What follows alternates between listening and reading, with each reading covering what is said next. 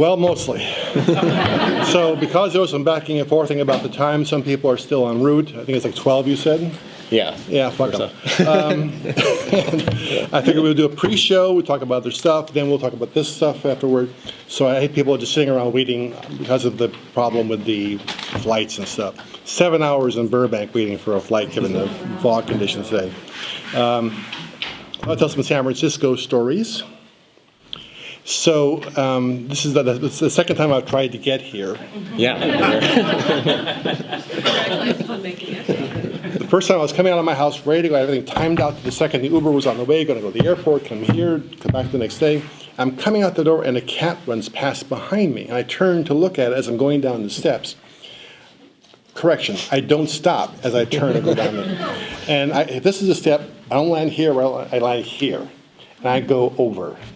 And I land on this elbow, and I hear a pop. And it's dislocated so bad it was on sideways.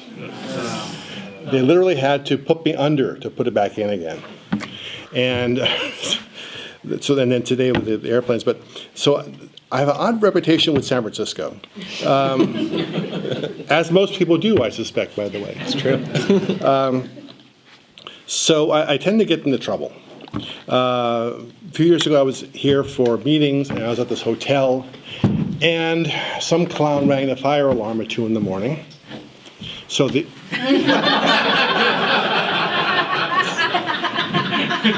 thought it was funny.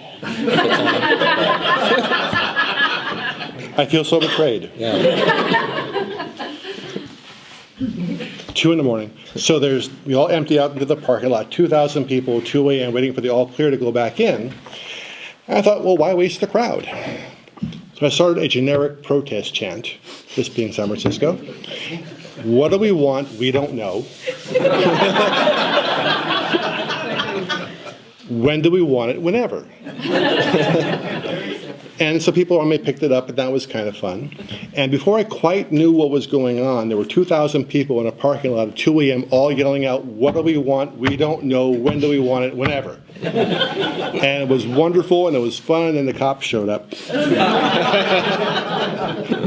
And this lead sergeant unscrews himself from his car and comes over. What do people want? We don't know. Who started all this? And it was the anti-Spartacus moment. You know.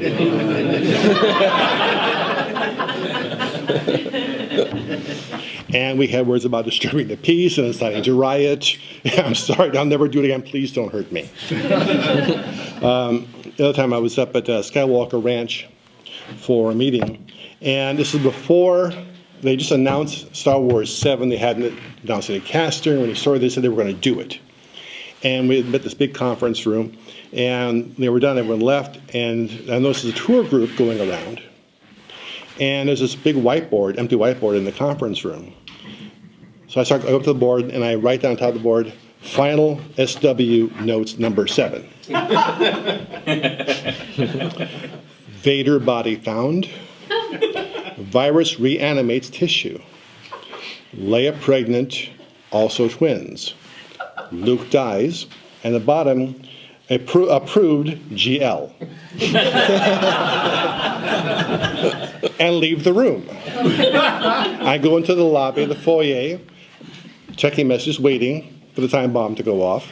And this tour group goes into the room, looking at things, and I see one of them turn and rack focus on the board. Taking pictures, you know, and the tour guide sees this, and, oh my God, you know, and then to delete those pictures, delete the pictures, get rid of, and then they try, no, this is important, you know, and I'm just smiling in the foyer. I'm known for, and of course San Francisco, where Sense8 began, which is a much better experience. So back killing time until everyone's still here, or it's on the way. It's still on the way. Okay, no problem. I've got something for you. Oh, thank you. So, but I tend to make trouble anywhere I go. It's, I was at Disneyland, meeting some friends, and they had this couple with a small child in a stroller. So the one point they asked me to watch the stroller while they go into the bathroom with the baby. So now I'm unattended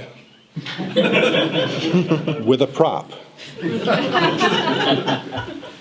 And I notice over there is a large tree with a bench around it with a bunch of women sitting around nursing or taking a break. So I pop the top back on the store. You can't tell it's empty. Roll past them, go over to where a wall is, and begin banging the stroller on the ground. I told you to be quiet, and slammed it against the wall. I turn around. They're ready to go for me. Empty, roll back really fast, and they come out of the bathroom. And why are those women looking at you so angrily? I have no idea. I must remind them of somebody. So you've been banned from Disneyland? Yes. Skywalker Ranch, parts of San Francisco. Okay. Yeah, can't go back to the hotel again. All right. Yeah, and again with the pre-show, how about pleasant San Francisco memories? There must be one or two. Or why would you do this to me? Why would I do this to you? No, it's a lovely city, and this is where Sense8 was born. Those of you who have seen the show, Lana Wachowski and I had known each other for many, many years, and she said, "Why don't you come up? I really want to do television badly, and if you want TV done badly, you come to me. You know, if you want it done well, you go to Joss Whedon." You know. So I came up, and what's interesting, I stayed there at Lana's house, and their guest room is built to the exact specs of a hotel room. Same mini bar, same snacks in the corner, same toiletries. Her friends all spend their time around the world in hotels, so she wanted to make something that would seem natural to them. So she made a hotel room in her house. And we started talking about how, we are better together than we are apart, that what would happen if I was one country and you were another, as you should be. And so that we could be in each other's minds. And would you seem so different to me afterward? Yes, probably, but sure. And that led to the concept of Sense8, and that was where the whole thing got birthed and became a really fun show to do for Netflix. Those are all my San Francisco stories I have right now. I'm sorry. Was it your idea to have Darcy hit Thor with the truck twice? Sorry? Did you write Thor? The Thor movie? Yes, I worked on that. Was it your idea to have Darcy get hit by? Did Darcy get? That came later.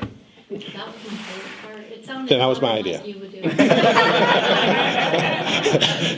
said, if you're going to complain about it, I had nothing to do with it.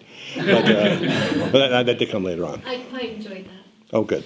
You like seeing people hit by cars? Is that the... Well, but it's Thor, so he's fine. Oh, that's true. And she did it twice. Security? All right, and actually, yeah, maybe one or two audience questions, and then if people are here after that, we'll dive right in. So if anybody has any, maybe project-specific questions, if there's a favorite episode of a TV show or something, yeah, go ahead. All right, so you've been tweeting probably last year about diving in and writing a novel. Yes. What's next? That novel is done. It is sold. It is coming out in the spring from Simon & Schuster in hardcover. It is not what you would expect from me at all, which is the whole reason for doing it. It's mainstream. It's told in epistolary format. I'm not sure if you're aware of what that is. No, I will look it up later. Sorry, epistolary. Have you ever read Dracula? Yes. So the first half of it is told in letters and telegrams and journal entries and diaries and that sort of thing. That's epistolary format. And so it's told in that style, which no one has really used much at all in the last 100 years, about a topic that is very controversial. And the publisher said, they're going to come after you for this. And I said, I'm okay with that. So it's something that will either destroy my career or invent the whole new phase of it. I think it's important to take chances. Part of what the book is about, not book, thematically. I wanted to kind of write a love letter to millennials because I think that they are getting a bad rap without cause. Because they have a different paradigm than we do. Our paradigm no longer applies. The bridge between education and jobs is mostly gone. They're coming out without the same opportunities that a lot of us had coming up. They're walking out saddled with debt. They put experience ahead of owning things, so they can't fucking afford anything. And they get shat upon from on high for not having any ambition, but that's not true. It's just that they're aware that they're going to be inheriting a radioactive tinfoil planet when this is all said and done. And so in part it is a love letter to that group, but told in a way that will get people's interest.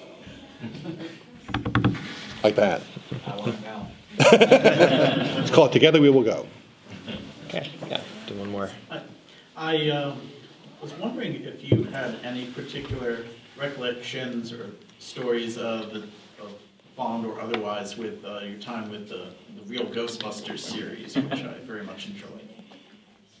We haven't been talking about anything at all of any importance. Come on in. You haven't missed a thing. I've been blathering. It's just we've been doing spelling bees. Onomatopoeia.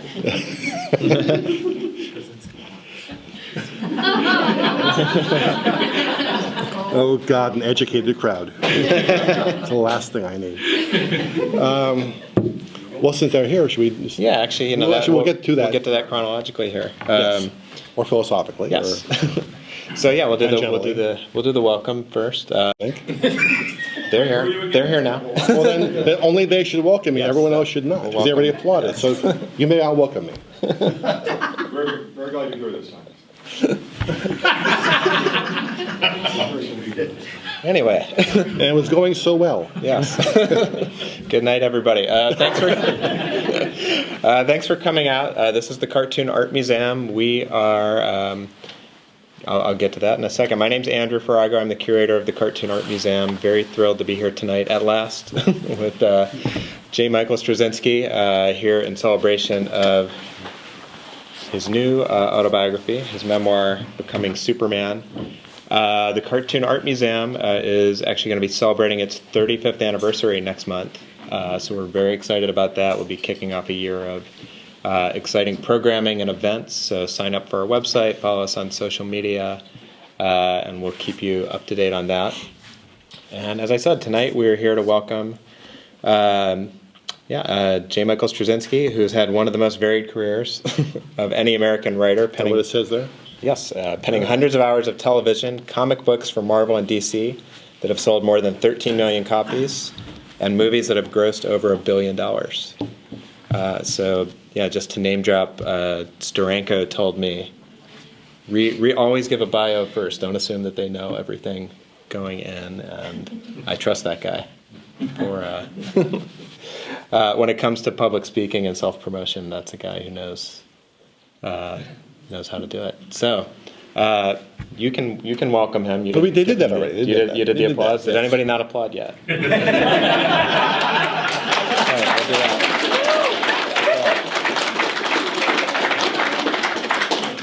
Don't pander. It's just, I don't need that kind of pressure either.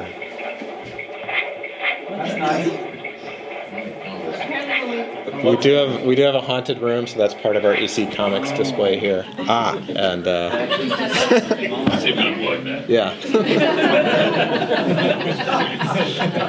Actually said something. So yes, we are. Oh, look, two more. Two more. Now they have to welcome me. Yes, they do have to welcome you. They're kind of quiet and shy. We shouldn't do that to them. Yeah, we won't put them on the spot. All right. So yeah, after several near misses, we're very glad to have you here. So when they're misters too, Yes, apparently. yeah.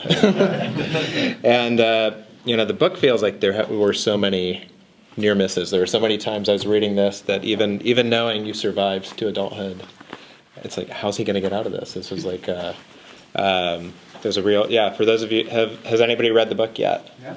Oh, wow. Yeah, so real page turner. There's a lot of, it's like a scary movie in so many ways. Actually, in the sequel, I die in a fiery plane crash with Buddy Holly and a Big Bopper. So, we'll touch upon, I guess we'll go back to the beginning, your childhood, and again, just to speak about it in the broadest terms, were you aware that your childhood was not, the same idyllic childhood that your classmates had or your friends or? Not initially, because when you have a parent who is either abusive or controlling or both, and an alcoholic, where every question is a trick question, they want to keep you quiet from the rest of the world. They want to keep you in a box so you can't compare anything. You assume that what you are existing in is normal because you don't know any better. And you aren't aware of how bad it really is. And the only time as a young kid, that I kind of got a glimpse of it was everything we owned in my house, in my family's house apartment, was meant to be folded up quickly and thrown into the back of a van, because we were always on the run from bill collectors and badges and that kind of thing. So we had like one small couch, 2 folding chairs in the living room. The beds didn't have banisters; they were just mattresses. And the table was for my thing that had legs that could be pulled out and stacked up. We could pack up the entire thing in about an hour, and that's where we lived. And one day I was walking back from school with this other kid who said, "I need to pick up something at my house. You want to come with me?" So I said, "Sure." And I went into the house, and in the hallway leading into the house, there was an umbrella stand that was just there for umbrellas. And there was a cabinet that was big and weighty, and you knew had been there since the dawn of time, and was filled with little tiny bric-a-brac. And there was a sense of permanence there that I'd never experienced before. And I just started crying. I think, is this how actual people live? And that was the first clue that I had that what was passed off on us as being normal, and we should be lucky and happy to have it, was not in fact normal. Right. And how did you carve out some sense of normalcy in that childhood, or were you able to?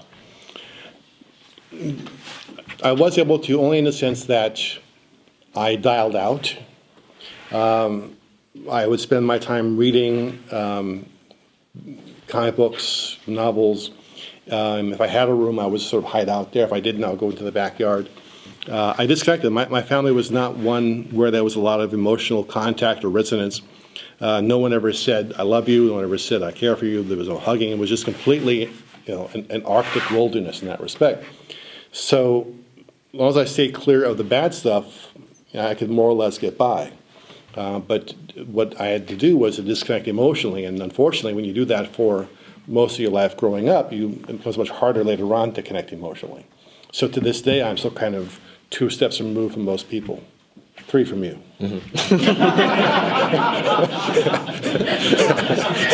Understood. Understood. So We're taking us on the road, by the way, just so you know. Sure. So I assume science fiction had that extra level of appeal, that escapism in comic books and fantasy. Yeah, I mean, if where you are doesn't work for you, you want to be somewhere else. Science fiction and fantasy takes you to those places. As a kid, I liked the worst show ever made for television. It was in the UK. It was called Space Patrol, but here in the US, it's called Planet Patrol. Anybody know from Planet Patrol? It's a puppet show with the worst voices and the most awful puppeteering, and just kind of creepy, to be honest with you. But this interstellar police force that will go out and get involved in missions. But what I liked about it, even as a kid, was that they tried to be somewhat true where they could to their science. So when they went to other worlds, there was a different atmosphere. You had to deal with, different gravities. And I was fascinated by the idea that there were places unlike where I lived. And that was a great escape for me to sort of start imagining what would other worlds be like, and what would other characters be like. Great. And when did you start? When did you get the inkling that there were people behind these stories, that there were people telling these stories, writing these scripts? That took a long time. I really didn't understand the notion of writers. Still don't. And the first time I actually connected to the idea of what a writer was, and my apologies to those who read the book, because some of this is already taken from that, so I'm just kind of repeating what some of you already know. I went to Catholic school on and off. What I don't mention in the book is how often I got booted out for insubordination. I know that's a surprise. One point, we were in catechism class, and I raised my hand, and the nun, who was already not happy with me, I said, what? I have a problem with the crucifixion. I said, I'm 10. you have a problem with what is your problem with the crucifixion? So, well, let me see if I got this straight. So, Christ died on the cross to save the world. Everyone knows this, and this is a great thing. So, when he knew he was going to go to heaven, he knew it would only be a few hours of pain on the cross, and the whole world would know about the sacrifice, right? Yes. Where is this going? All right, so put that over here. Over here, you got, and this is during the Vietnam War, what's going on then. Some poor schlub with a unit in Vietnam sees a grenade, jumps on it to save his unit, and he doesn't know if he's going to heaven or to hell. The world will not know about his sacrifice. And this is not to save the world, but to save 6 guys. Seems to me that requires more courage than that. And honestly, it seems, kind of chicken. And she paused. Did you just call our Lord a chicken? Well, if the beak fits. I was out that day. So, but what's good about Catholic school is that there was this thing called tab books, where you would pay a quarter and you could order the books you wanted to get. And I got this one book, I can't remember the name, but I searched for years to find out what it was. But there's a story about a kid coming out of an ice cream store, and he spends the last dime, he's a poor kid, to buy a chocolate ice cream cone, and somebody nudges him by accident and falls and hits the ground, and he loses it, and I began crying, like at 11. Why am I crying? This didn't naturally happen. I closed the book up, it's ridiculous, stop it. It's just a made-up thing. I opened up, read it again, started crying again. And I thought, how extraordinary. Somebody, I saw for the first time the name of the writer, somebody sat down and made something that he knew was not true, but which felt emotionally true. And that's magic. That's like the best kind of magic ever. I want to do that. Whatever this guy is, I want to do that. That's when I both realized what writers were and that I was one of them.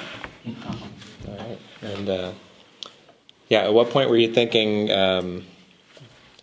about education and steering your, probably both your primary school and also your college education toward writing? Was that?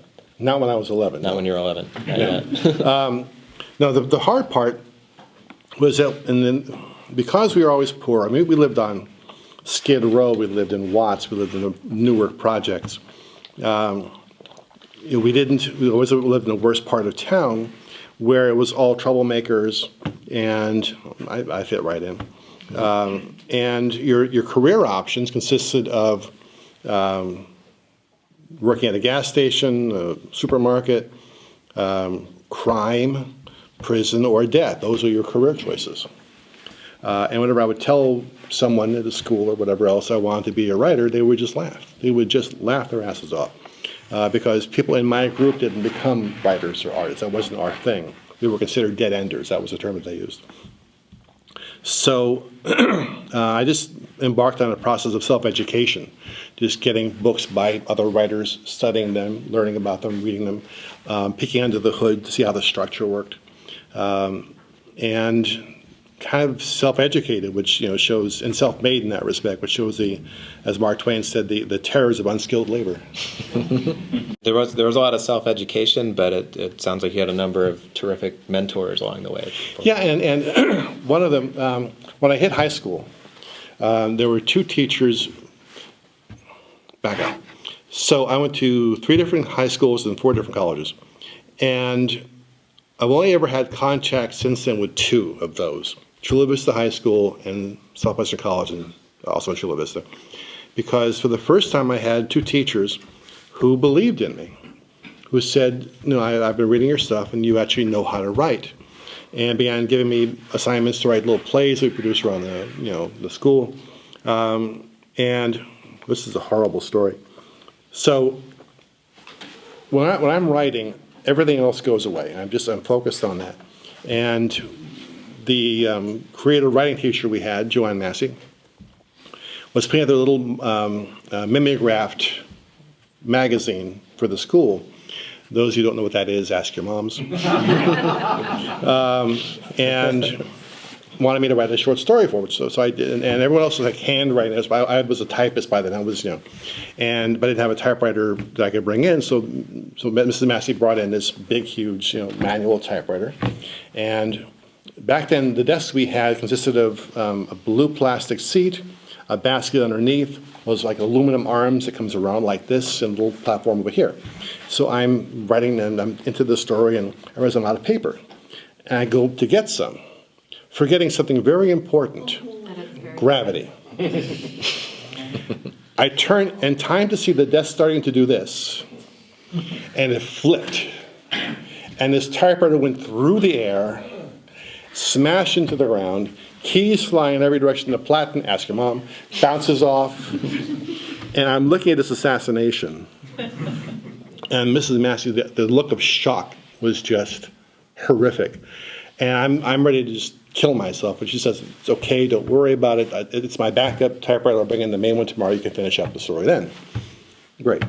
Next day, next 2 days later, she brings in the typewriter. I'm sitting there, I'm working away, I'm falling through the page, and I read some out of mimeograph paper. Shit.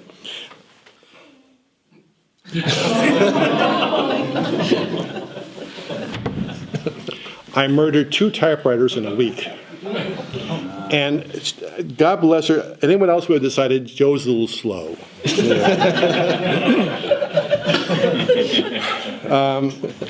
But she believed in me and brought me into a situation where I was going to write a play for the whole school, and that was validation for me, and started the whole writing process. And that was instrumental to everything I have now started at Chula Vista High School, which is why I set up a scholarship there. I set up a foundation. I was just there getting an award from Southwestern College last week for working with their food pantry, because it's a not terribly well-off school, and I want to try and encourage people to do what they can to help out. And then at college, you also had some professors who really. Did you study screenwriting? Did you do any formal? Yes. Sorry. We should make this more of a conversation. We should. Yeah. Yeah, I don't feel like I have to hit an agenda. Okay. This is up to you. You don't need this. All right. We'll do that. We'll do that. So. All right. Not in that. All right.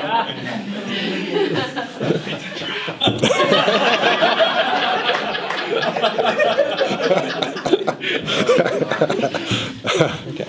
Yes, he said. So college. Or not, God, which God did I offend? So let's go back. We'll back up. No, but that's okay. Back up.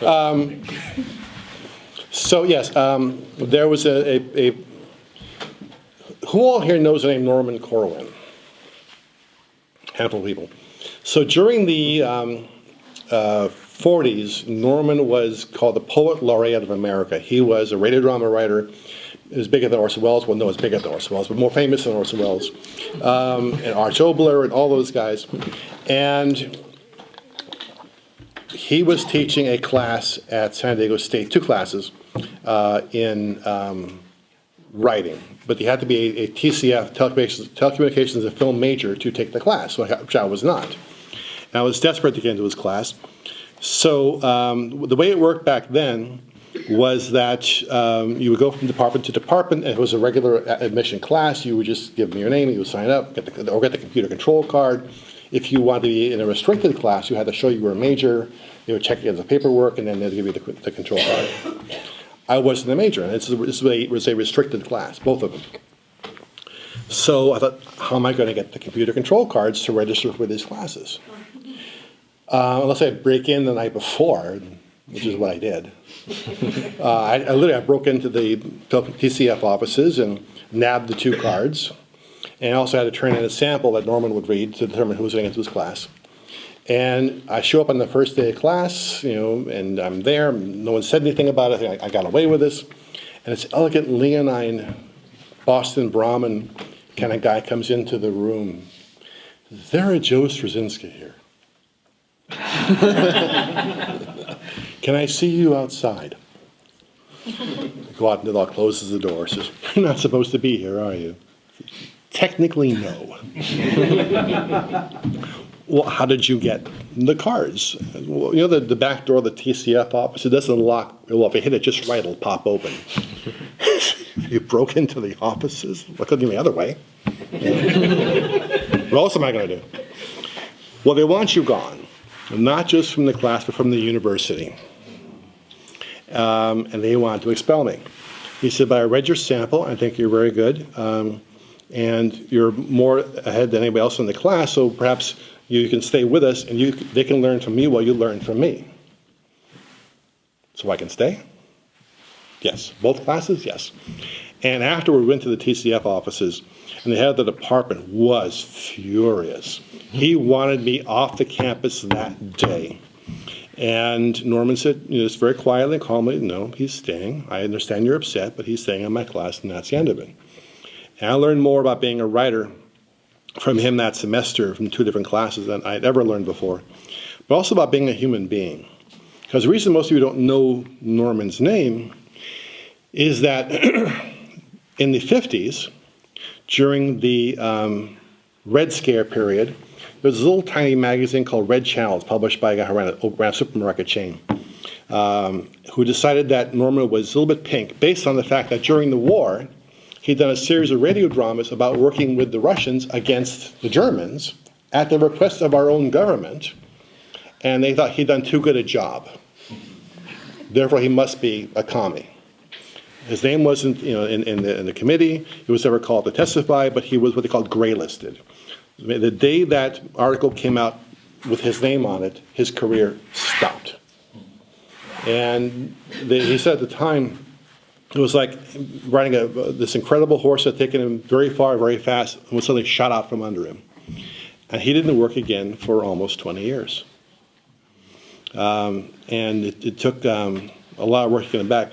And when they would talk about it, I had been through some tough times up until then.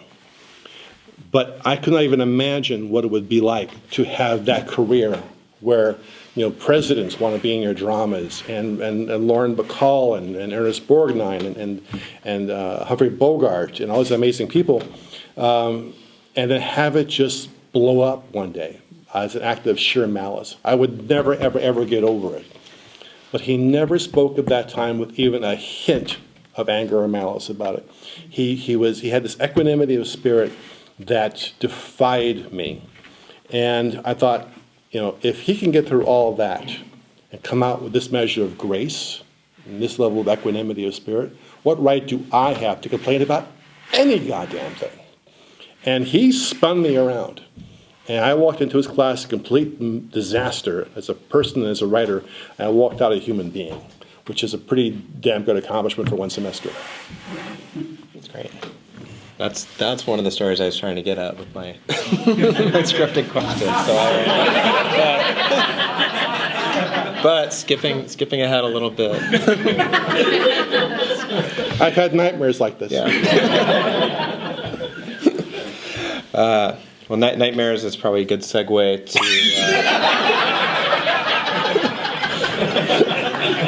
Amuse me. Go ahead. Harlan Ellison. He's probably somebody we can talk about for hours, but I'd love to hear. I loved reading your first, probably not unlike this, your first encounter with Harlan Ellison, your first interaction with him. What are you trying to say?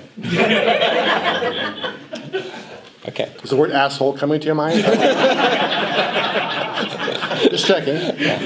You had certain expectations of Harlan Ellison. when you happen to find his phone number, and it's your story. It's not my story. So, I was a fan of Harlan Ellison's work. How many know Harlan Ellison? Wow, holy shit, cool. Oh, good. Then I won't have to give you a whole lot of, I can shorthand this a bit. Amazing writer, amazing brain. Some of his stuff, I Had the Mouth on I Must Scream, The Gentleman Junkie Anthology, all these books that were so amazingly written and were written from a point of view of strong emotion and intelligence and a willingness to be controversial that I'd never seen in any other science fiction. His voice was a one-off. And what also attracted me about him was that, like me, he was a street rat. He came out of a different location, but he still came out from Ohio, from Painesville, Ohio, which is that appropriate or what? But he was also a street rat. He ran with gangs. He was, and he was a working man's science fiction writer, or working man's writer. And I followed his work for years, and his essays that he included with his short story anthologies were what kept me going as a writer for many years, just the inspiration of that. And I hit a point when I was in college, and the writing just wasn't working, and one of his short stories, I'm trying to remember which anthology it was in. It might be Lovely Death of a Text Misspelled. He provided his phone number. And I thought, this can't be real. But I had no other writers to talk to. I'm going to try this. Now, those of you who might know Harlan and his work know he does not suffer fools gladly. He was a quick draw. He was, a gunfighter, and I was a town fool. Called the number, rings. Yeah. Oh, Jesus Christ. Is this Harlan Ellison? Yeah. What do you want? My name is Joe. I'm a writer, and the work isn't going well. I thought maybe you might have some ideas of how I can fix this, which is the stupidest thing to ask any writer, because there is no good answer to that question. There are some questions which are never any good answers, like, what are you doing with my wife? There is never a good answer to that question. And he said, let me get this straight. Your stuff isn't selling, right? I said, right. Okay, here's what you do. If it was good, it would sell. If it's not selling, it's shit. My recommendation is stop writing shit.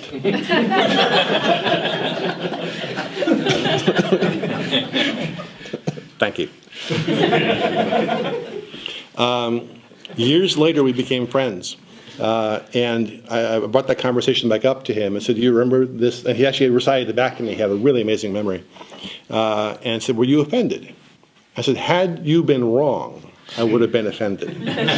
Because what I've been doing was taking stories that were not good at their core and just revising, trying to make them good, rather than saying, no, these are shit, burn them, move on to the next ones. A story that's not in the book that tells you all you need to know about Harlan Ellison. For all of the stories and the mythology of him being, cranky and a pain in the ass, there was a gentle guy at the center of all that didn't let people see it very often because it would be easy to take advantage of it. And Harlan loved to go for dim sum in downtown LA in Chinatown. And being Harlan, he wouldn't take the usual routes because they were roundabout. He would go the straightest line, which also went through like gang territory and drug deal territories and hooker territories and just horrific areas. And that's how we went. And one day we went to dim sum, and we're driving back through a part of town where you do not want to have your car break down. You do not want to do anything. You want to get through them as fast as you can and just not stop. To the right, we passed this woman sitting on a curb, her hand like this, one hand up on the grocery basket that had her belongings in it, grocery cart. And wasn't asking for money, was just there, and you could see the pain in her.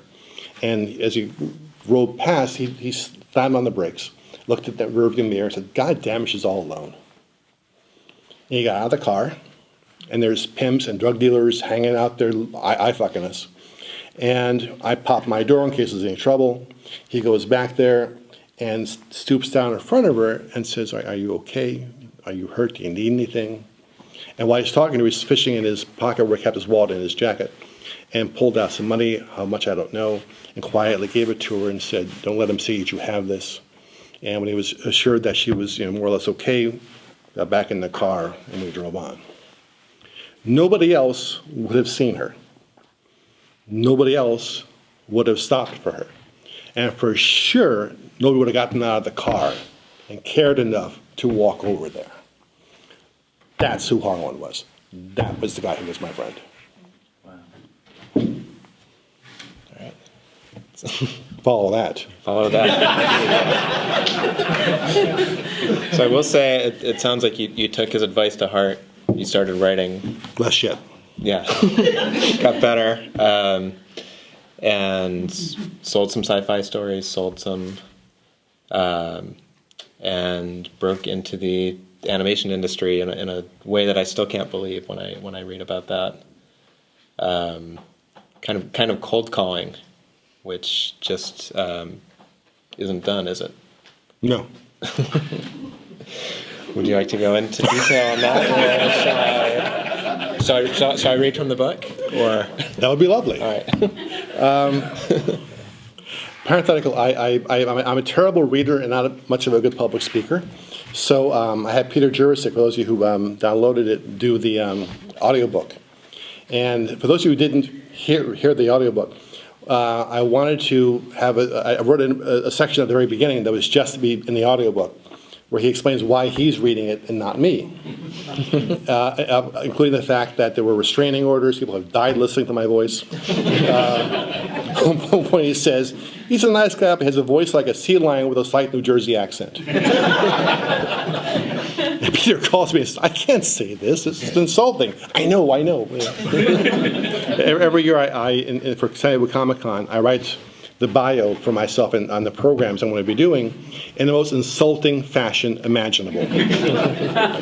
And one time I actually put in accidental editorial comments. Like, here's the description, then parenthetical, Jim, why is this guy coming every year? Can we not find someone who's good to come? And it was left in by accident.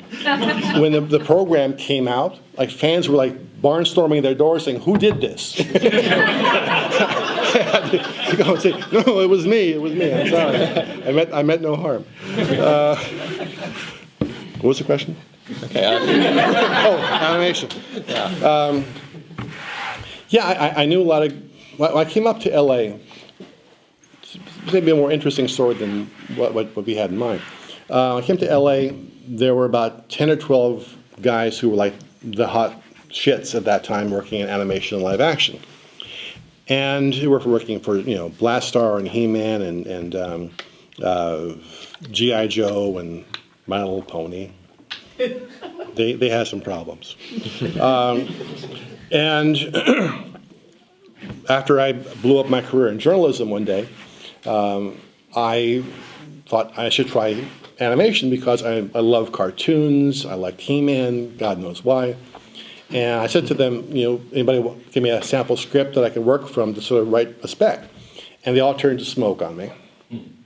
So I had to find a copy of Spider-Woman in a used bookstore in Hollywood, script for that, and wrote the script and sent it in. And the way I sent it was, I didn't have an agent, I didn't know anybody there. I called the offices and said, I knew that, in the phone book they had the number for Filmation Studios, and I said, hi, I'm returning a call. One of the producers called me. I didn't get his name before he was cut off. Well, there's only two producers here, Lou Scheimer, who runs a studio, and Arthur Nadell, who does He-Man. Oh, that must be the name. And so I sent it in an envelope to him. And son of a gun, he called back 2 weeks later and said that he wanted me to meet him and talk about writing an episode. I wrote 3 freelance episodes, and they hired me on staff. The tangential story, which is also not in the book, but it might be informative, of those 10 to 12 writers that I knew when I came to LA, who were at that time the hot shits, there is not one of them now who is still working in television. Most of them fell by the boards 10, 15 years ago. And I say that with no joy at all. And it wasn't that I was necessarily a better or worse writer. They were all really talented, strong writers. But what happened is that they defined themselves to death. Meaning they decided, this is the kind of writer that I am. These are the kind of stories that I tell. This is what I do. And I'll say to them, well, write this kind of a novel, write a romantic comedy screenplay, right? Try something else. I'm a big believer in crop rotation, or in my case, crap rotation. And they could not get out of the box. They lived in the box and they died in the box because that's what boxes are for. And seeing that example just reinforced in me the need and the importance, if you're a writer or an aspiring writer or an artist of any kind, to be open to playing in different kinds of genres and different kinds of forms. If you write an article, it teaches you structure. You can use it in a short story. It teaches you dialogue, which you can use in a script, which teaches you how to handle a much larger story, which teaches you how to write a novella or a novel. Everything feeds into everything else. The moment you say, this small sliver is what I do, you're dead. You need to be a varied person in order to really have any impetus as a writer or any kind of artist. I know a lot of writers and people my age range, decrepit, who, if I mention, house or dance or trance, or I can't get in the trap, I'm sorry, I've tried, I just can't get there. They look at me, like a cat looks at a doorknob, They know it does something, but they're not quite sure what. And the thing it's on their iPads or their iPhones musically, that is within the last 15 years, You have to stay current, you have to stay open to new ideas and new cultures. You look at Sense8, you wouldn't think me. Look at me, you wouldn't think Sense8. But that came out of trying to always stay fresh. So I think it's so important to artists of any stripe to really just push yourself out of your comfort zone and try new things, be willing to risk and fail and fall on your face and get up again. That's where the cool stuff happens. All right. And so you worked for Filmation for several years, and then you departed.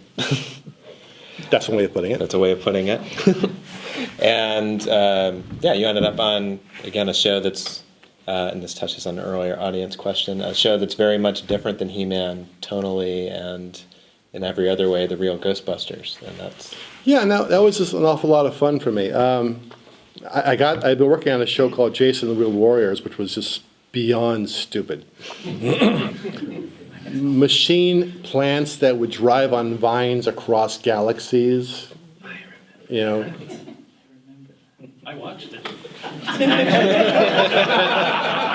So you were the guy who watched that show. We shall have words later. Just idiotic beyond description. Yes. And I came in one day, and the story editor, Jim Carlson, says Jean Chalopin, who was the head of Big Studios, which is a French operation, wants to see you. You're off the show, apparently. Fuck, what did I do?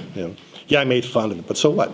And I went to see him, and he explains that the two guys he brought on to story edit the series didn't understand they'd be doing both the 13 network shows, episodes, and 65 syndicated shows for a total of 78 completely, which no one had ever done before, simultaneously.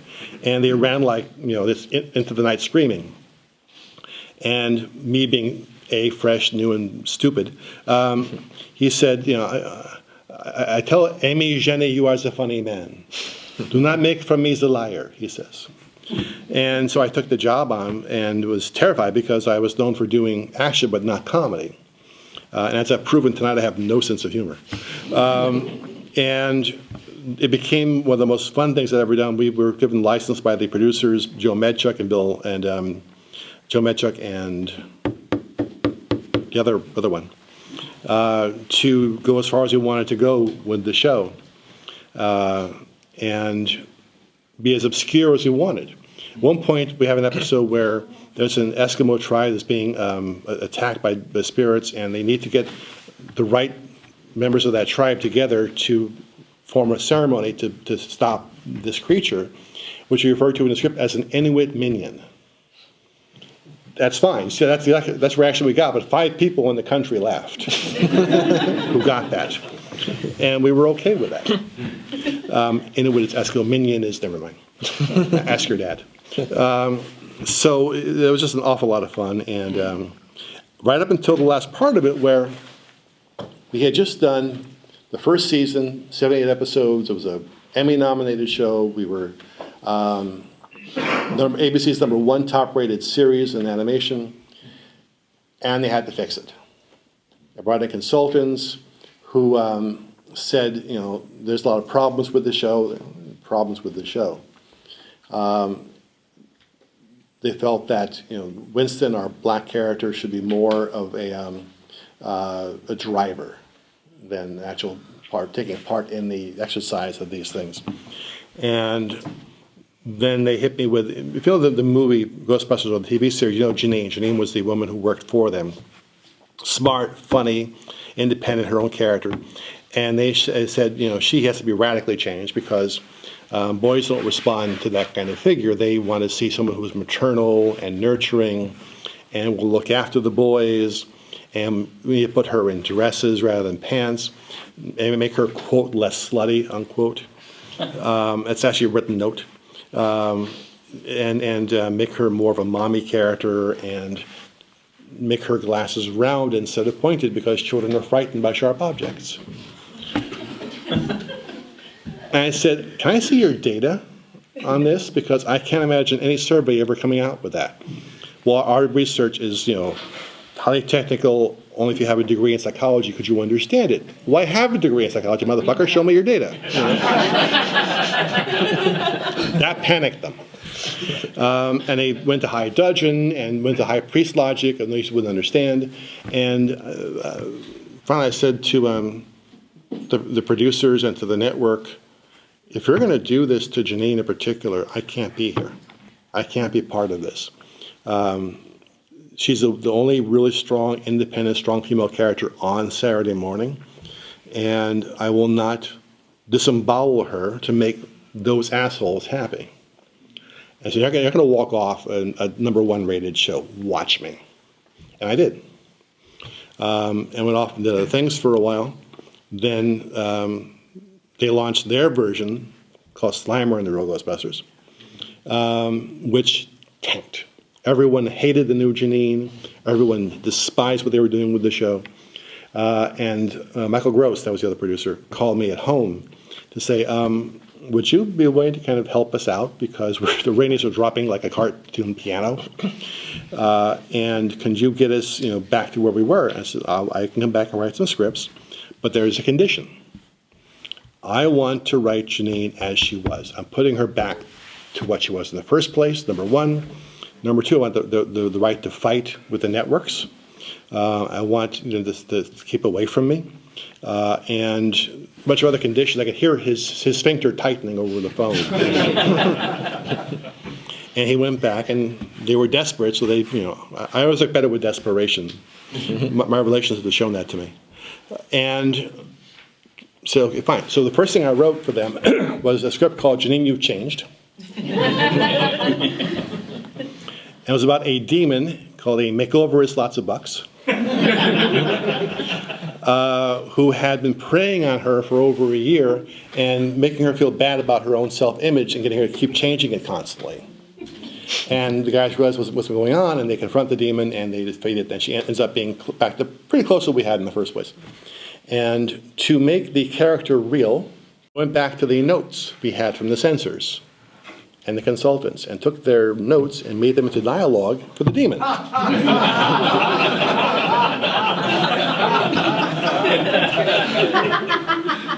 Boy, were they steamed. And we don't like being compared to demons, so demons feel the same way about you, oddly enough. So. And I went to war with the network consultants and censors from that point onward, which is a constant battle. To the point where in one episode they had the Necronomicon reference, and they wouldn't let me say it because this is an actual occult book. No, it's not. H.P. Lovecraft invented this. It doesn't exist, but they would knock it down off this. And they brought the consultants in, and then the head of the network got into this finally. And I said, fine, I'll call it the book whose name cannot be said. And okay, fine. You realize, of course, this means war. So when I finished up that season, I went back over all my notes and put together an article about how the censors and consultants in primetime and Saturday morning animation primarily were using their degrees to try and advance ideas that I thought were prejudicial, racist, sexist, misogynist. And wrote this long article about it, and showed it to my agent, who said, you cannot publish this. You publish this anywhere, your career in animation is done. And I think it's important on any kind of big decision to say, what's the worst that can happen? And if you're okay with what that worst is, go ahead. If you're not okay, don't do it. So I fished around, and no one wanted to publish it because TV Guide was too close to them, others didn't want to work. But Penthouse magazine, the men's magazine, had been fighting with censors for years. So I went to them and said, would you publish this article? And I said, why would you come to us for an article about children's television? He says, I want these tight asses who are going to want to read what I wrote about them.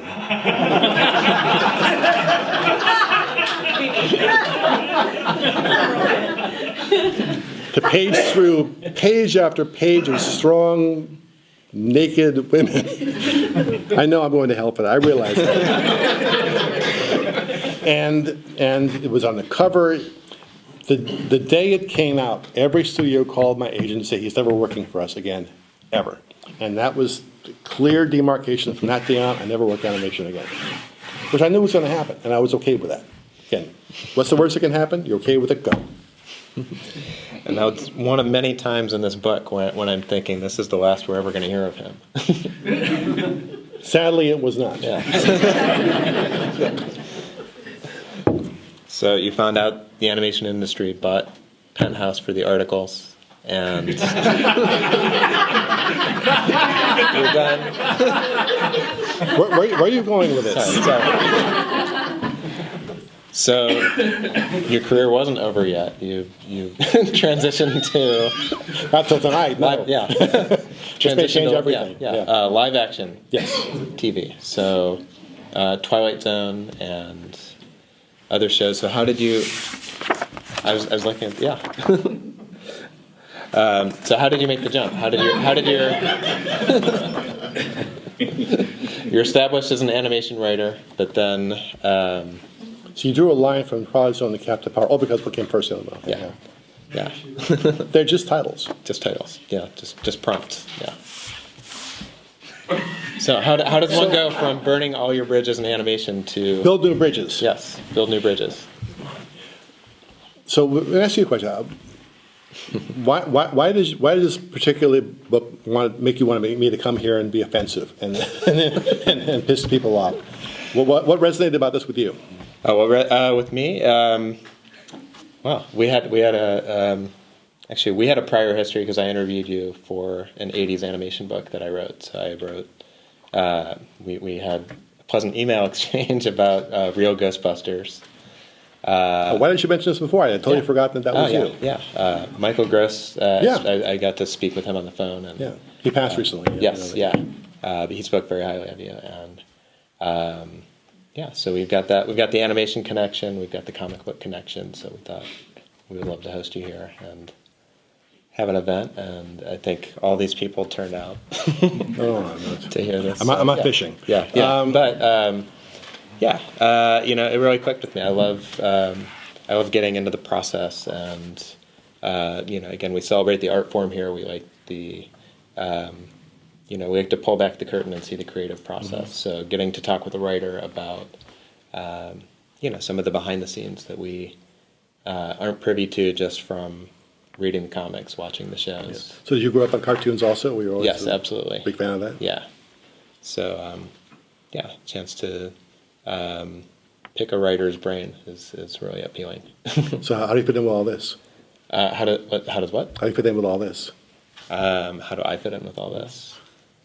Wow, that's probably another whole other hour here, but They got nowhere to go. they got nowhere to go. Yeah, We made them wait an hour as it is. What the hell? yeah, it's true.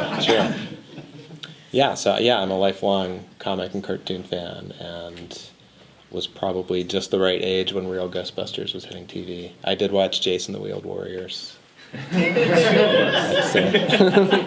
My respect for you is Yeah. just taking a huge plummet. Just Yeah. so you know. It was on TV. Was I going to go outside and Lots of things are on play? TV. But grew up. Yeah, I'm part of the He-Man, She-Ra generation. And, Yeah, and again, I had that wonderful conversation with Michael Gross, who he did rave about you. I'm not making, yeah, not just. But he said the reason the show was what it was is you. He gave you all the credit for that. He was a very nice man. And, Yeah. when I did the show, as I mentioned, I always took it to the farthest point that I could, and I wrote an episode where a guy makes a deal with the guy lives under a chicken restaurant, and his entire days and nights it smells like fried chicken, and he begins going mad, and makes a deal with the devil to get rid of all the chickens in the world. The episode's called "Chicken He Clucked," and and even the devil is embarrassed after. Okay, give me your soul grape. What do you want? Get rid of all the chickens in the world. How about fame? How about money? You want chickens? And basically, he tries to help them get them out of the deal. And Michael called me at home after reading the script. Said, "Is everything all right at home with you?" So either there's problems at home, or you're funny that we thought you were. Yeah. So it was a very nice guy. He gave us a lot of leverage. Yeah.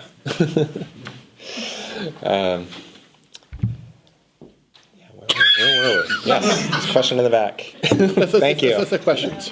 Yeah, I'm here to save you, Andrew.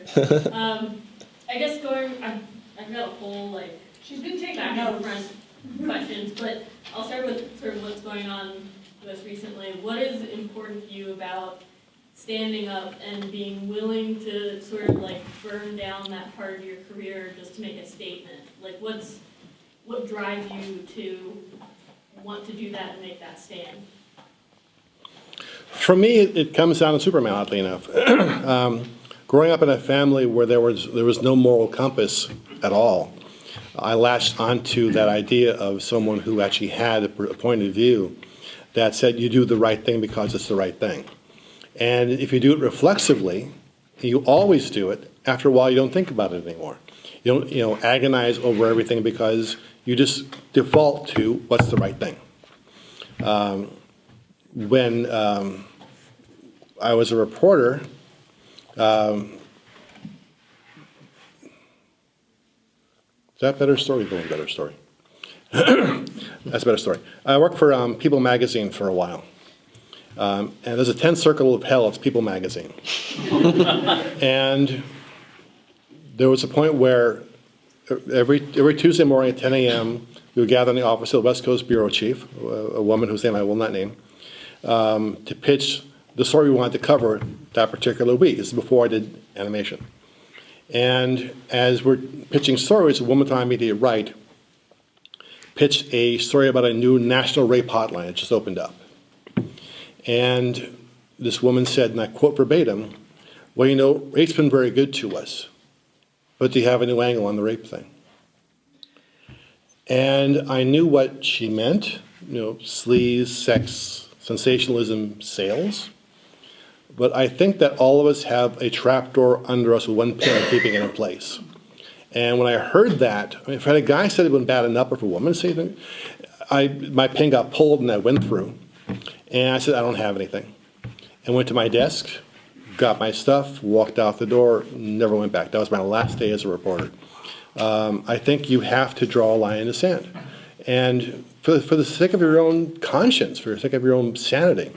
And my feeling is the moment you let one compromise get past you, they grow, they multiply.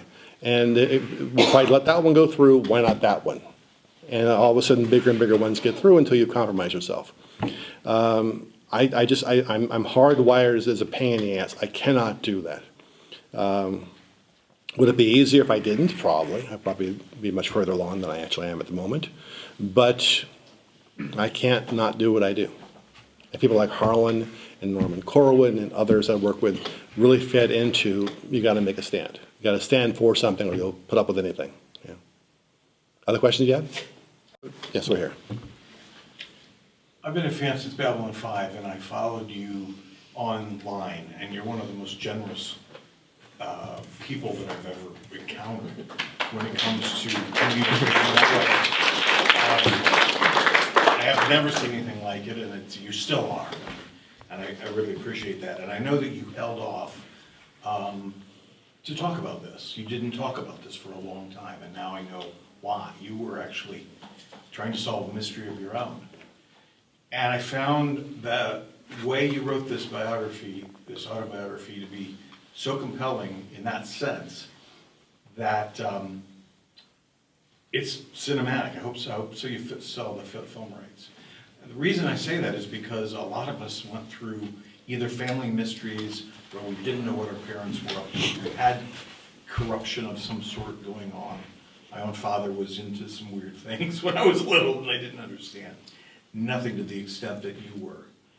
But any of us who had a traumatic childhood in some way could feel this and feel what you've been living with for this whole time. And I just want to thank you for this book. This is a really important work. Thank you.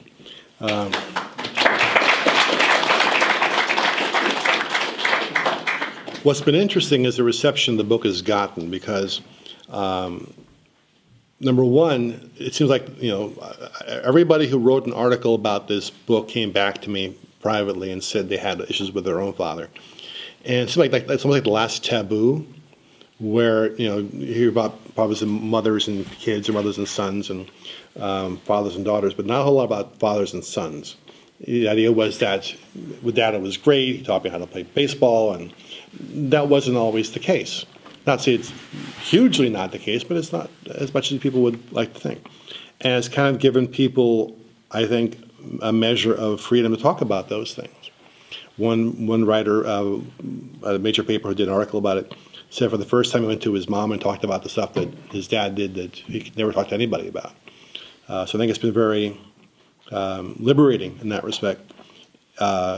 Curiously, when I did the bio, my thought at the time was a genre guy doing a genre bio will probably get, genre press. Ended up getting these articles in New York Times, Washington Post, Wall Street Journal. Can't figure that one out at all. BBC, NPR. And it's like, are you sure you got the right guy? But it definitely hit a nerve. And I'm sorry you had your own things to go through, but I'm glad that also the book was able to address that a little bit. Yes, sir, back there. Yeah, so I'm very impressed with the book also. And after reading the book, your honesty and what you told all of us, I'm very impressed with. But I can see now, because I'm a big Babylon 5 guy too, and I can see in that series a lot of things that you went through that you described in the book. One of the things I look at is that, down below, which no one ever, there was none of that in Star Trek.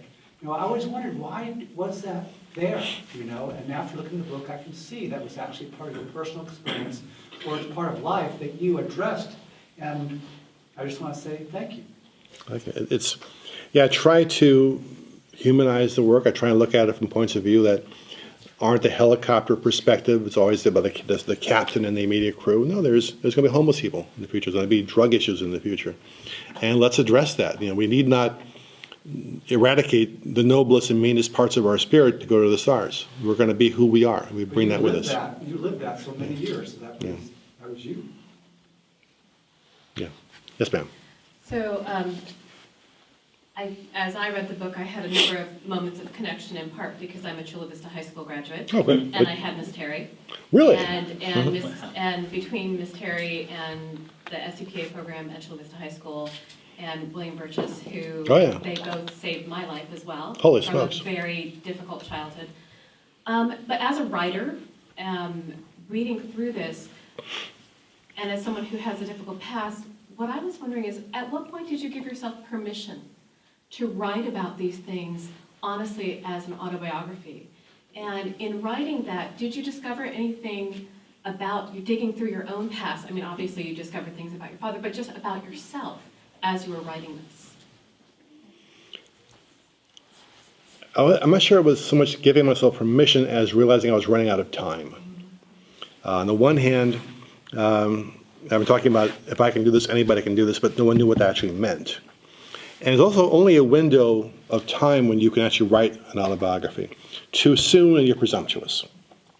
Too late and you're not actually thinking about writing a book, you're trying to figure out who stole your pudding. So I wanted to tell the story while the synapses were still working, you know. I was running out of time in that respect. And I just met so many people over the years who had similar experiences that I need to address this.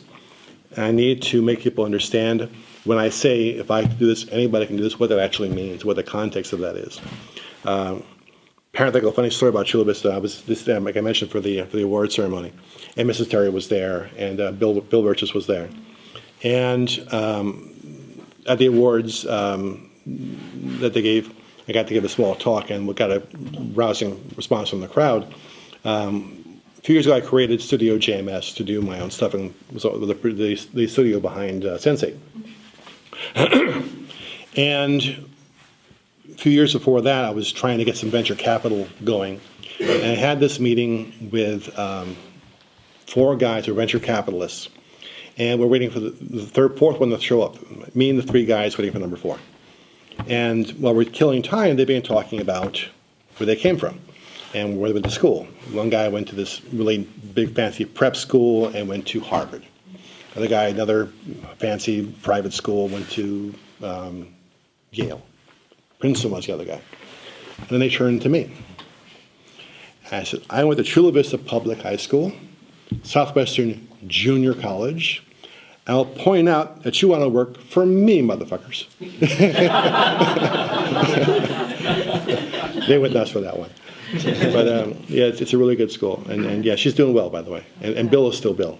Full tilt bozo. I know, I Facebook him sometimes. Oh, do you? Yeah. I'm sorry. Other questions? Yes, sir. I think I ended up becoming a bit of a fan before I ever actually read or saw anything that I knew that you had done. Where I first came across you was, I think it was in the late 80s on the Science Fiction Roundtable of Genie. Oh, geez. And you... That was about when Lindbergh landed at Paris, right? Pardon me? That's when Lindbergh landed at Paris, is that Right, yeah, we're going back.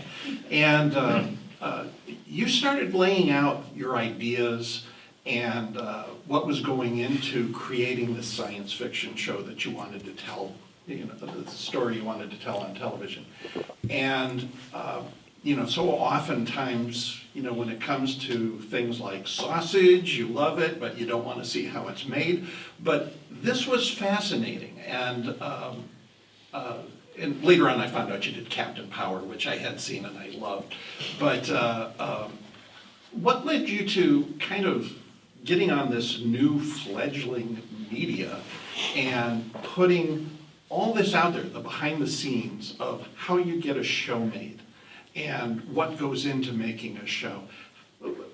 How did you come to decide that that's what you wanted to do? It came out of a number of things. One, just being a fan myself, I thought if I was around when, and if the internet was around when Gene Roddenberry was making Star Trek, I'd love to be able to hear him talking about what that process was like. And I think that as consumers of television, you can't ask for what you want unless you understand the process, and why decisions are made, why the sausage is made the way it's made. And once you're armed with that information, you can then have a better chance of getting what you actually want. So I started this conversation with the fans at that point. Actually, it actually precedes B5. It was I was online during the Murder She Wrote period as well. And I think there's like 40,000 messages that I've written about this that are at the jmsnews.com archived. And it's been used by academicians and students who want to understand how the process is like. And it just seemed like the right thing to do. And after I began doing it, other studios began saying, well, we should probably get involved online too. And initially, when I started doing it, I was on a producer who had a conversation with the fans going on. Warner's said, why are you out there? They're mean.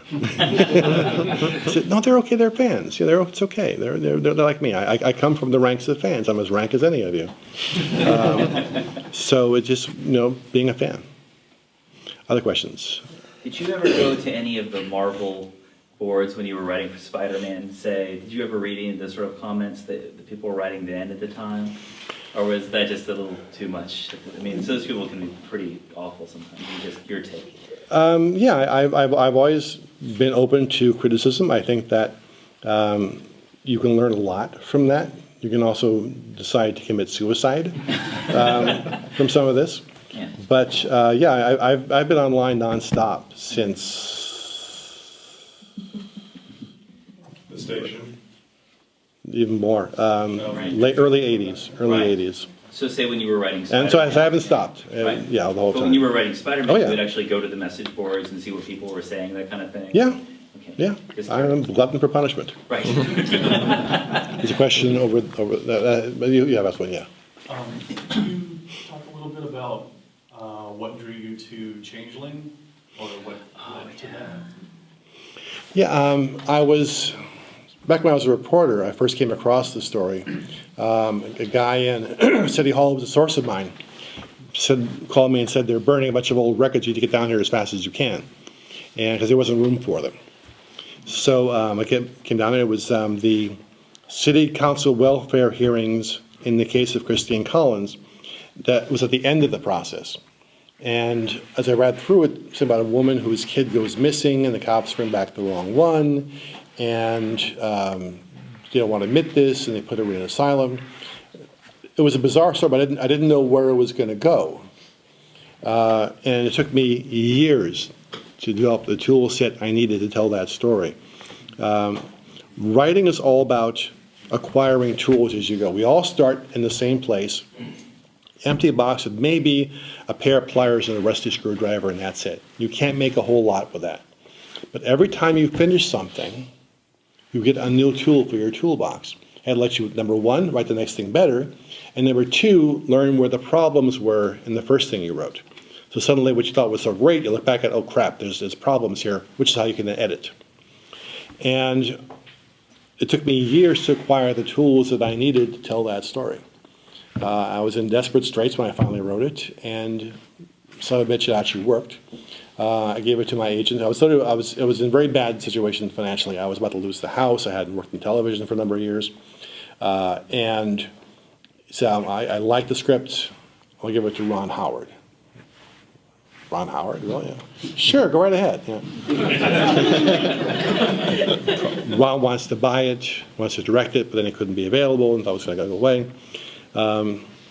He's going to Clint Eastwood. Okay. Sure. Clint wants to direct. Jesus Christ. Angelina Jolie wants to be in it. Really? And she had this window of availability, and suddenly they're shooting this thing, and I go from being this out-of-work TV writer to this huge movie writer all of a sudden. And it was a goddamned experience. Because working in TV, you kind of think you know what the money truck looks like. No. I had no idea what the money truck looked like. And I was in all these astonishing meetings, and they were throwing offers at me. It was just, I've never seen the like of it. And Daily Variety picked me as one of the screenwriters to watch in the top 10. And I went to the party for this, and everyone else there was in their early 20s. And there's me. I look like I was their dad there to bring them home. So yeah, for some reason, I've been working nonstop since I was like 19. And every year lately has been busier than the year before. And I can't explain that, except that you just try and stay fresh as a writer. But Changeling changed my life in many, many, many profound ways. It was a really, really moving thing, and just shining a light on gaslighting and that sort of thing. Oh, yeah. It blew me away. And I didn't even know that you wrote it until. And again, I wanted to honor what she had done. This is a woman who dug in her heels and said, "I'm not going to stop fighting for my son." And I respect and honor that. The world needs to know what she did. Funnily enough, a side story for Changeling. How many of you have seen the movie? Good number of you. So the character of the Reverend, Dr. Gustav Bragleb, played by John Malkovich. After the events of Changeling, he kept on being a crusader against the LAPD, which is known there for its brutality. And it's corruption. The LAPD, City Hall, Mayor's office were all in bed with the mob. He was trying to get someone to flip and go up against the LAPD, which is the most feared institution in Los Angeles. And he finally found a mobster who was willing to flip and tell the truth. And he secreted him in hiding and was bringing a reporter in to interview him. And one of the guys in the mob called the assistant DA for Los Angeles, who was in their pocket, and said, "You need to take care of this right now." And he went down to, he'd been told where they were hiding this guy, went down to that hotel, shot and killed the mobster, shot the journalist, both of whom were unarmed, pleaded self-defense in court, and got off. And that so shattered Gustav that he never got back into the game again. He just couldn't handle it. So that time was such an amazing period for LA history. So much was going on. Other questions? There's one over there.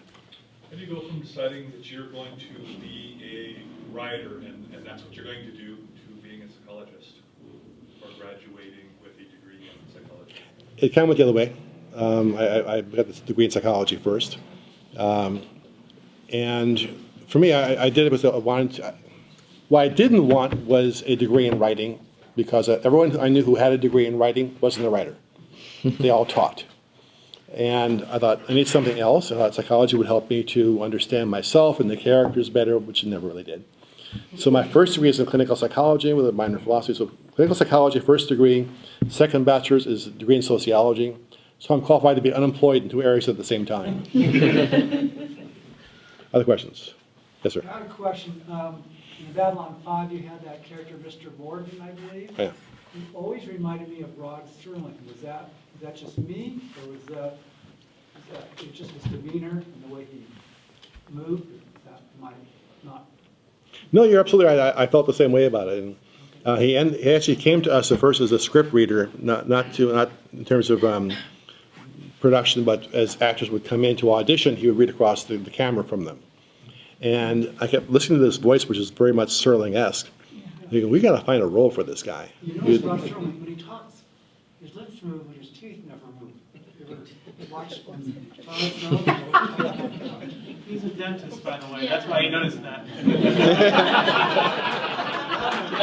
I just noticed that demeanor in the actor. You're paying far too much attention. But it is true, is that what you're saying? Yes. Way back there. Yeah, I'm curious, Babylon 5, Harlan Ellison, DC Montana, Peter David, yourself, was that all done in a traditional writer's room, or did you just push the stuff out and have different writers jump on? No, I don't believe in writers' rooms. Okay. The way that I did B5 and most of my shows is I write my scripts, and of those that are left, I work with the writers individually. I either hand them a story, say I need this episode written, or they come in and pitch to me, and I then help them to insert it into the arc. So like in the case of the David Gerald script, Believers, I brought David in and said, I want you to write this story for me. I said, I'm known for writing light stuff. Why are you giving me this heavy story about parents who killed their kid over a religious situation? And I said, you'll figure it out. He had just adopted a kid. So for the very first time, he had that responsibility. And so him writing about this situation brought out all the emotion that I know he was dealing with in terms of, what if I make a mistake? And he came back and said, now I understand it. So, yeah, I don't believe in writer's room, particularly when you have a 5-year arc, because you need to have a focus on what you're doing. And if you have too many cooks in the kitchen, you have. I understand that Game of Thrones did not end necessarily very well. So I think that there may be an element of, had you had a better, clear direction, you would have had a better ending, because you have in any kind of a large arc like that, you need to have one person who is in essence saying, here's what's going to happen, so that you foreshadow things appropriately. And as a character turn, that turn can be as big as you want it to be, provided you've set it up properly ahead of time, as long as you play fair with the audience. So when they back up the film, they can see all the things that led to that moment, led to that character turning around. If it just happens out of nowhere, that's not development, that's a cheat. So I always try and work carefully with the writers to make sure that everything that is set up is paid off, and what is paid off is set up. Other questions? Yes, sir. Oh, no, he hasn't asked one yet. I like the shirt, by the way. Thank you. For me, when I was reading the book, I was actually listening to the Audible, and it was literally 2 days before you were supposed to appear here last time. I had an aha moment when you mentioned reactive attachment disorder. Ah. And I sent a tweet thanking you for that because my wife and I have adopted 3 kids. At least 2 of them have it, some form of it. Doctors won't talk about it because they're too young. But reading about it, we've figured out that's what it is. For me, it was an aha moment because I'm a huge fan of your work, have been for years. And throughout all of it, the Spider-Man, Babylon 5, Changeling, there's these amazing emotional connections and this amazing integrity that the characters have. And struggling with that with my kids and trying to get them to connect to that and seeing that you're able to do it through your writing. I just thank you for that. Thank you for putting that out there. Gives me hope. Wondering if there's anything that has helped you with that. I know the Superman connection helped. Wondering if you have any advice for a parent that's trying to help their kids make that connection somehow. You're going to have to burrow in intellectually. For those who don't know, reactive attachment disorder is when a kid is in the ages of 0 and like 5 or 6, they need to have a safe place they can go for comfort.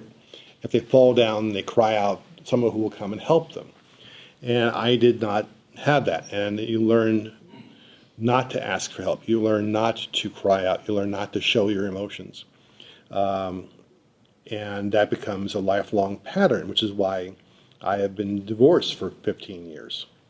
I realize that I am not good in any relationship, and I should just keep the fuck out of it, rather than inflict myself on somebody else.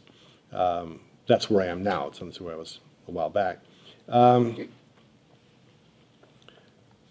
I can write about emotion because I'm externalizing it. It's not me, it's someone else. I see that in my son. He does that mimicry that you talk about. Yeah, because you learn to study people to see how they react to a situation, then you will mimic that. And so for me, writing is a kind of mimicry. So I know how characters should react when they love each other, when they can say that to each other. And I project that out into the writing. I cannot fly, so I write of angels.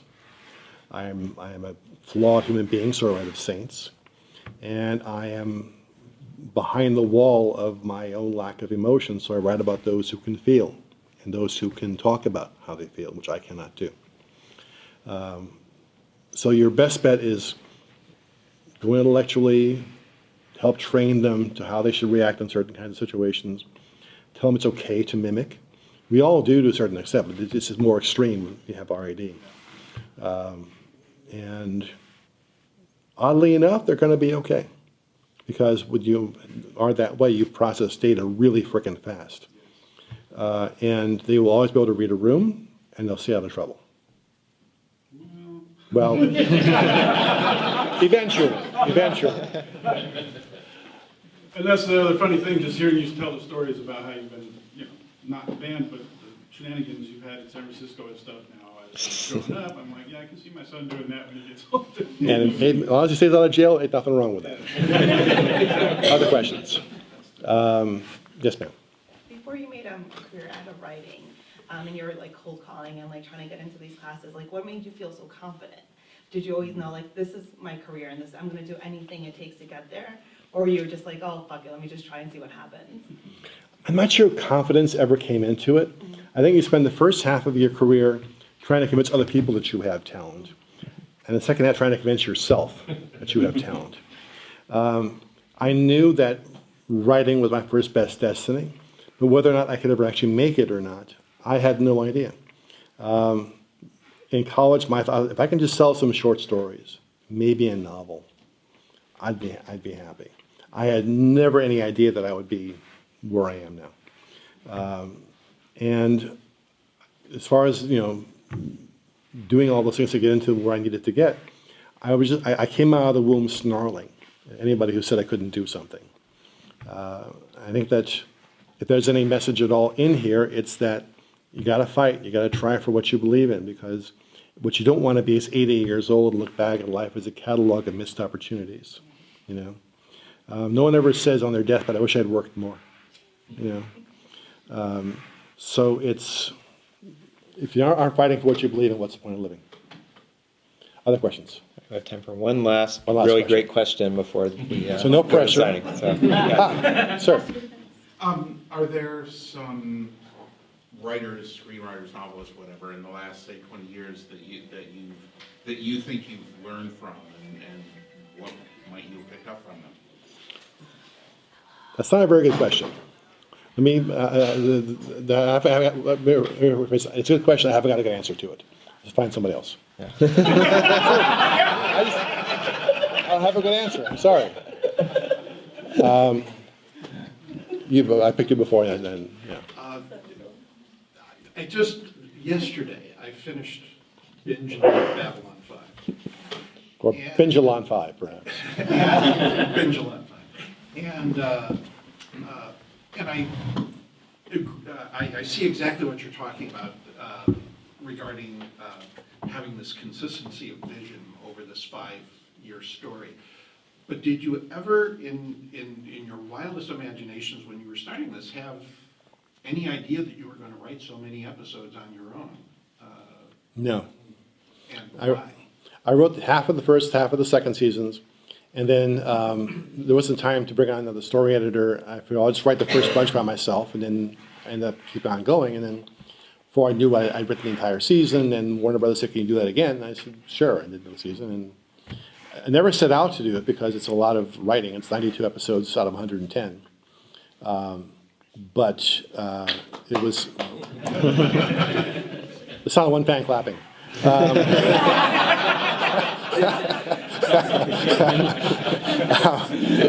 But it made it very personal work for me, so it ended up being a good thing in the long run.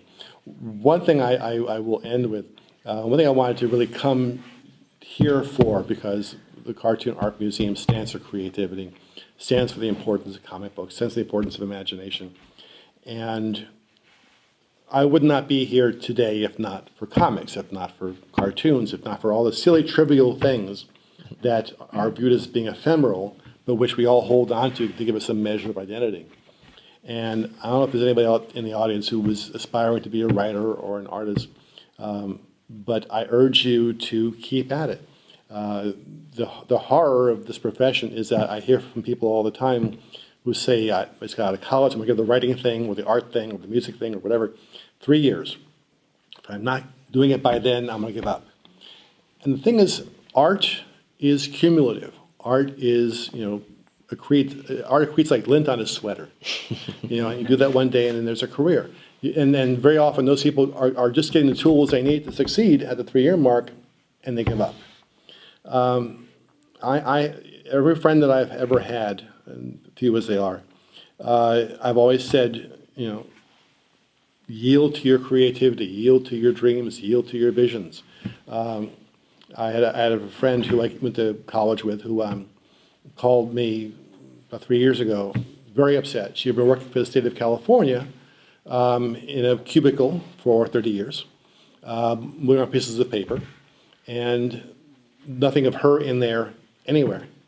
And she called me and said, it's too late. I'm 53 years old now and nothing else I could do with my life. And I said, I don't believe that. It's never too late to be what you want to be in the first place. So what do you care about? What do you love? What are you passionate about? So I like my pets. Okay. What else you got? I like taking photos. I'm not a professional, but I like taking pictures. Why don't you mix those together and do pet photography? You do it for your friends, for shelters, for doctors, and then gradually making a living at it. So, well, I haven't got a camera. I'll get you a camera. If I start now, it take me 3 years to be established. I'll be 56 years old by then. I said, well, how old will you be in 3 years if you don't do it?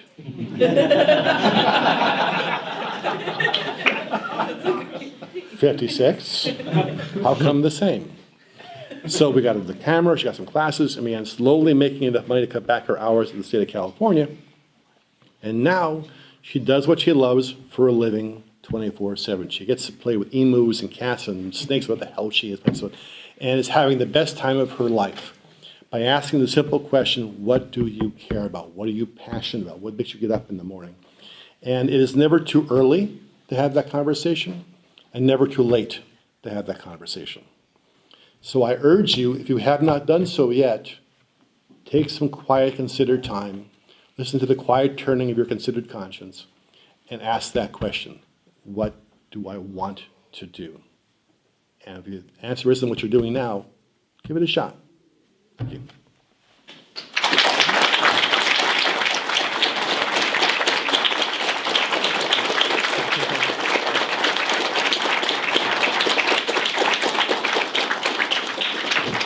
Okay, so we will have you sign